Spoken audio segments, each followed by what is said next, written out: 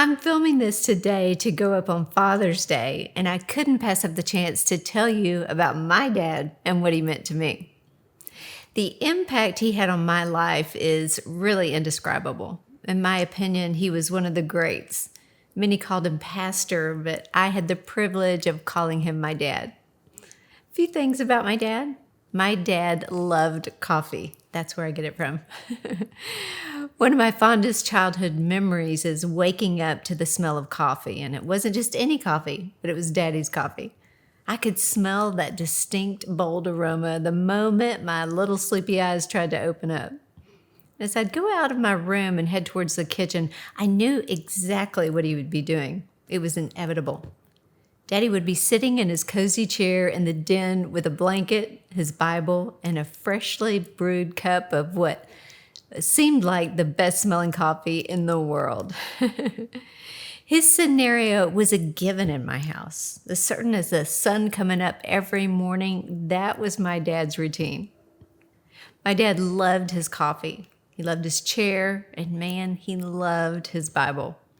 It wasn't some religious ritual that he felt tied to every day. No, it was who he was. He would flip through that well-worn Bible like he was searching for a priceless treasure. He underlined the good parts. He quoted from it often, and to the best of his ability, he lived its words daily. Another thing about my dad is my dad loved people. You find somebody that knew him, and they would attest to this. My dad was the kind of man who never met a stranger. My dad also loved my mom. They made a great team. They pastored Lakewood for 40-plus years. My dad loved his family. He never made us feel like second, like we weren't a priority. We knew that we were a priority in his life. In fact, one of his quotes were, "My most important mission field is my family." We felt it. My dad's been in heaven for quite some time, but the lesson I learned from him have shaped me into who I am, and they will forever be with me. He was far from perfect and made plenty of mistakes, but to this day, I can glean from memories and words of wisdom that he gave me throughout the years. I wanted to share a few of those things with you today. My dad would always say, "Never chase a boy should always chase you." He said, "April, always cheer people on. Pay for somebody's meal at a restaurant. Admit your mistakes. Say you're sorry. Always give people the benefit of the doubt." He'd always tell me to believe in someone else's dream. He assured me that if you whistle, it makes your day a whole lot brighter.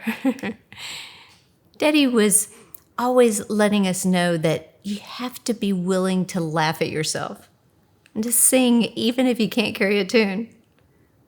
My dad showed me the importance of giving everybody a second chance. He would tell my family that everyone deserves to be loved. He always assured us that rules are never more important than relationship. My dad showed my mom and my siblings and I that family is always first. He told us the importance of loving our spouse. He showed us how not to be so heavenly minded that we're no earthly good. My dad loved to laugh. I can still remember the sound of his laugh. And he told us to laugh and laugh and laugh all throughout life. My dad told me that you're never too old to play. We also would try to emulate my dad because he always said, if you say, after you drink your cup of coffee, it just makes it taste better. My dad, I can remember him saying it from the platform at Lakewood, "Never give up on the prodigal. Always believe the prodigal will come home." My dad told us the importance of fighting for the underdog. Never forget where you came from. He never did.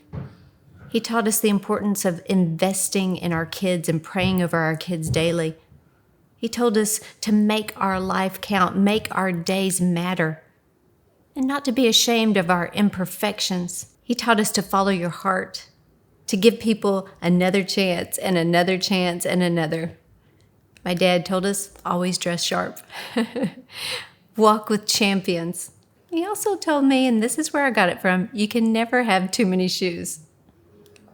My dad was only 5'7", but he said, walk like you're 10 feet tall. What was very important to my dad, and I think one of the things that people identify him with, is he believed that you should love people, and you should love people, and you should love people. He taught us the importance of being grateful. He told us the importance of holding strong to what we believe, and don't let anyone talk you out of your miracle, out of your faith, out of your dream, out of your vision, or what you're believing God for. My dad taught me to see the impossible, to lift the broken, and not to discount anyone because of their mistakes. My dad was a big, firm believer in managing your money well. He taught us to invest in people, to live life, don't just endure it. And every single day, make sure you say, I love you. He taught us to take time for people, to enjoy God's creation, to practice what we preach, and learn from our mistakes. He taught us every day you should be happy, and every day you should pray like your life depends on it. My dad taught me the importance of keeping my priorities straight and to be on time, or better yet, be a few minutes early. My dad was a master of keeping it real, and he taught us people can only relate to imperfect people. He taught us the importance of being kind and having fun, to take the high road, to keep our promises. My dad taught me so much. Even though my dad was a simple man, the impact he made on me was extraordinary.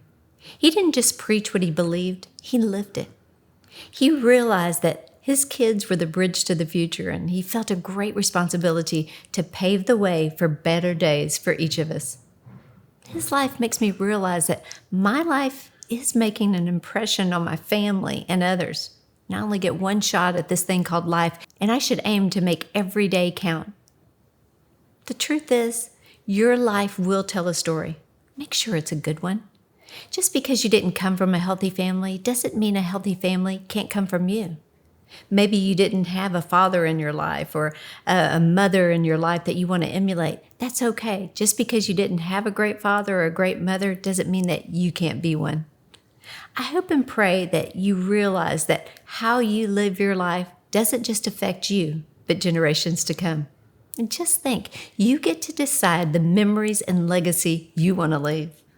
Why not make them great ones? After all, inheritance, that's what you leave to someone. Legacy, that's what you leave inside someone. Thanks for listening today about one of my heroes. I hope you have an amazing day.